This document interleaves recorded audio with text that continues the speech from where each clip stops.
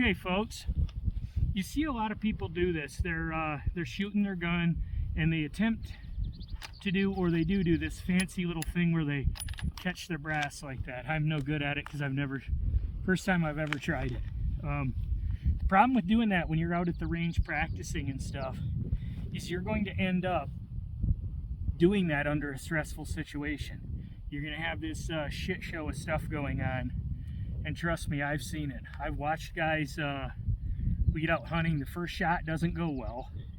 Sometimes that stuff happens, and then they're fumbling around to shoot again instead of just shooting. They're trying to catch brass and save brass or whatever. It's a really bad habit. You don't want to do that.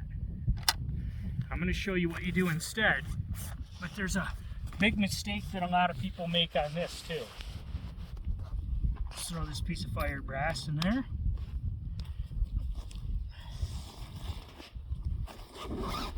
Okay, here's the mistake. Let's see what we got. Got to load it with ammo.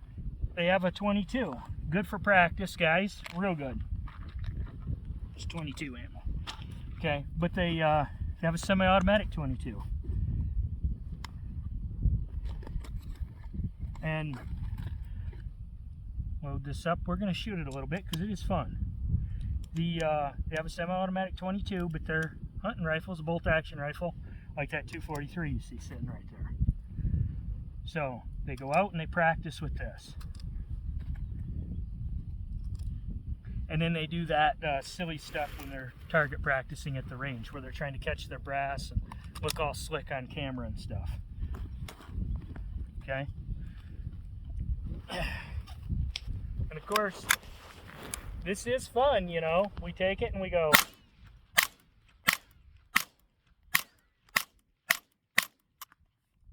It's a lot of fun, guys. So I get it, but you're not developing any muscle memory doing that. So that when you're under stress out in the field and that first shot went wrong, trust me, it's going to if you hunt enough.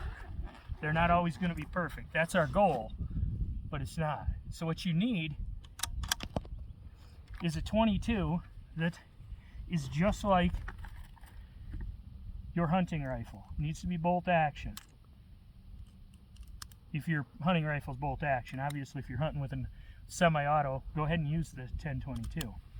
And what we're going to develop here is a bunch of muscle memory that when you get under stress and you just you go into autopilot, you're going to, this is what you'll revert to.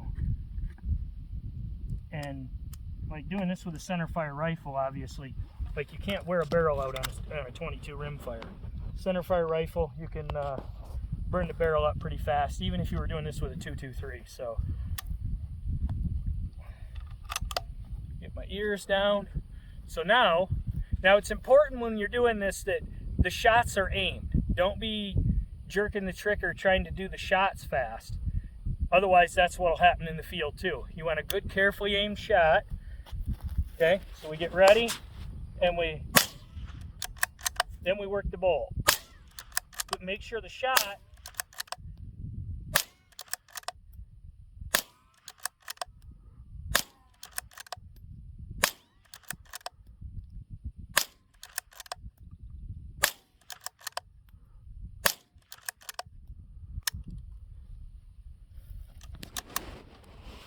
if you switch to the target for the next one, we'll do it again.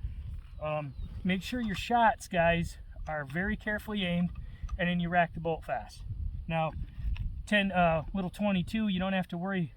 Your follow through isn't very long, waiting to see the bullet hit the target and all that, short range especially, because you don't have much of any recoil, any jostling, and the bullet's there, so your follow through is very short in time frame. But you'll learn that as you shoot the little bit bigger guns to hold your follow through and then rack the bolt.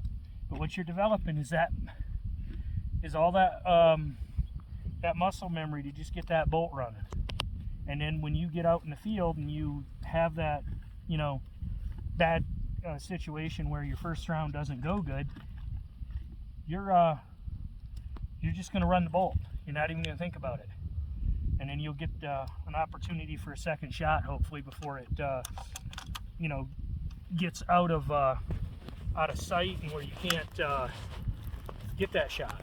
If you're fumbling around because you spent too much time doing that other nonsense, you're absolutely going to miss that second shot opportunity.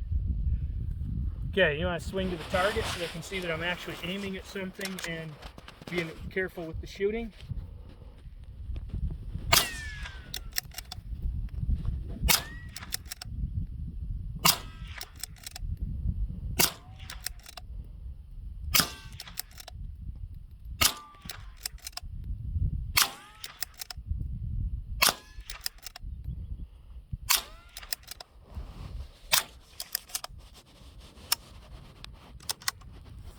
Okay, we're going to do that one more time so you can watch me run the gun again. I've used this gun a lot. I used to, we'd play around, my cousins and I, shooting targets and seeing who could hit them the fastest. And they had semi-autos, and I always had this Ruger 77 bolt action. And so I'd run against them with the bolt gun. They're running their semi-autos. So done this a lot. So it's pretty much second nature for me to just take and rack the bolt after a shot when I shoot in the field. But I do see a lot of people struggle with that, and this will be very helpful for you when things go wrong, and they will.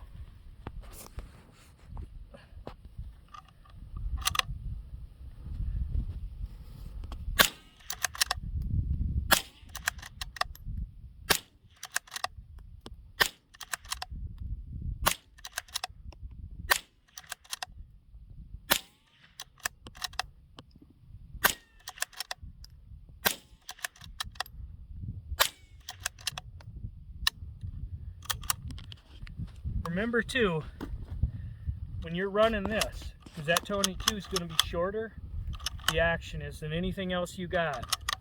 When you bring it back to a hard stop. That way when you're running the larger centerfire gun, that's in your mind too, is you feel your hard stop before you go forward again. Otherwise you'll be short stroking those guns. So always remember to feel that hard stop and then go forward. That right there is going to help you out a lot in the field in the future. So, thanks for watching. Remember to like and subscribe. See you in the next one. Okay folks, as you can see, doing that stuff is dumb. Just run the gun.